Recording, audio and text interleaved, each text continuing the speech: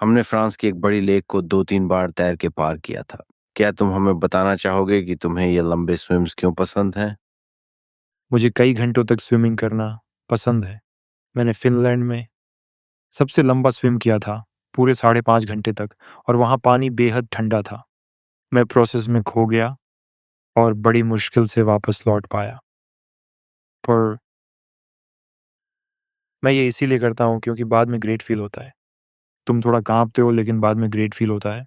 जब तुम एक बड़ा लेक क्रॉस करते हो, और मैंने कई लेक्स क्रॉस किए हैं जैसे जेनेवा लेक, ज्यूरिख लेक, तो हर बार तुम्हें एक अचीवमेंट वाली फ़ीलिंग आती है, जो तुम्हें सुपर हैप्पी और स्ट्रॉन्ग फ़ील कराती है, और फिर तुम दूसरे चैलेंजेस के लिए तैयार हो जाते हो।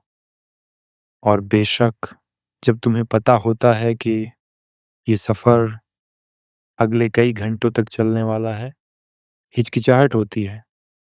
लेकिन जैसे ही तुम 10 मिनट तैरते हो, फिर 20 मिनट, फिर 30 मिनट, वो तुम्हें ज़बरदस्त पेशेंस सिखाता है, जो मुझे लगता है लाइफ़ में कुछ भी अचीव करने के लिए बहुत ज़रूरी है।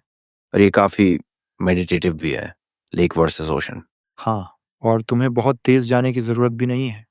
हाँ, तुम धीरे-धीरे मोमेंट एन्जॉय कर सकते हो। जब तक तुम खो नहीं जाते और ये 5.5 घंटे हो जाते हैं। क्या तुम घबरा गए थे कि तुम्हें बाहर निकलने का रास्ता नहीं मिलेगा? नहीं, बिल्कुल भी नहीं। मैं काफ़ी स्ट्रेस रेसिस्टेंट इंसान हूँ, तो मैं तब पैनिक नहीं हुआ। और मैंने इससे भी ख़राब स्विम एक्सपीरियंस किए हैं जो छोटे थे, लेकिन कुछ एक्सीडेंट्स भी हुए थे, और शायद तुम्हें भी वो पता है। तो वो एक्सपीरियंस इतना बुरा भी नहीं था। लेकिन स्विमिंग और जनरली कोई भी फिज़िकल एक्टिविटी की सबसे इम्पोर्टेंट बात ये है कि ये तुम्हारा माइंड क्लियर कर देती है, और तुम्हारी थिंकिंग प्रोसेस और भी एफ़िशिएंट हो जाती है। क्योंकि आखिरकार हमारे ब्रेन की एफ़िशिएंसी इसी बात पे डिपेंड करती है कि हमारा हार्ट ब्लड के थ्रू कितना शुगर और कितनी ऑक्सीजन ब्रेन तक पहुंचा पाता है।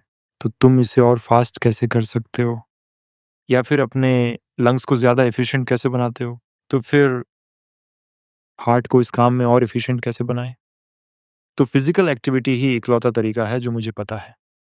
तो फिर ये सिर्फ हेल्दी रहने या अच्छा दिखने की कोशिश नहीं है, ये भी प्रोडक्टिव होने का एक तरीका है। स्ट्रेस रेजिलेंट होना भी बहुत ज़रूरी है। अगर आप एक बड़ी कंपनी चलाना या शुरू करना चाहते हो, तो ये क्वालिटीज़ ज़रूरी हैं। जब मैंने 10 साल से भी पहले ये शुरू किया था, तो मैं ये देखकर सरप्राइज़ था कि ज़्यादा सीईओ स्पोर्ट्स में एंगेज नहीं थे। पिछले कुछ सालों में सिचुएशन बदल गई है, जो बहुत बढ़िया है।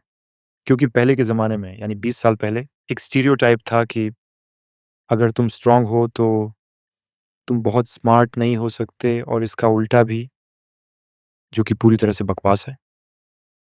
अक्सर ये चीज़ें साथ-साथ चलती हैं। तो तुम्हारे लिए वर्कआउट सिर्फ हेल्दी रहने के बारे में नहीं है। असल में ये चीज़ बहुत वैल्यूएबल है तुम्हारे काम के लिए। चाहे तुम टेक लीडर हो, इंजीनियर हो या टेक्नोलॉजिस्ट। हाँ, बिल्कुल। जब भी मैं ट्रेन नहीं कर पाता, तो मुझे लगता है कि जैसे स्ट्रेस धीरे-धीरे मुझ पर हावी हो रहा है। या तो ऐसी सिचुएशंस में भी जब मैं रिस्ट्रिक्टेड होता हूँ, मैं जिम नहीं जा सकता, मैं बस पुशअप्स करता रहूँगा या मैं बस स्क्वाट्स करता रहूँगा। हाँ, मेरा मतलब बॉडी वेट एक्सरसाइज की। ये तो खास बात है। तुम इसे कहीं भी कर सकते हो।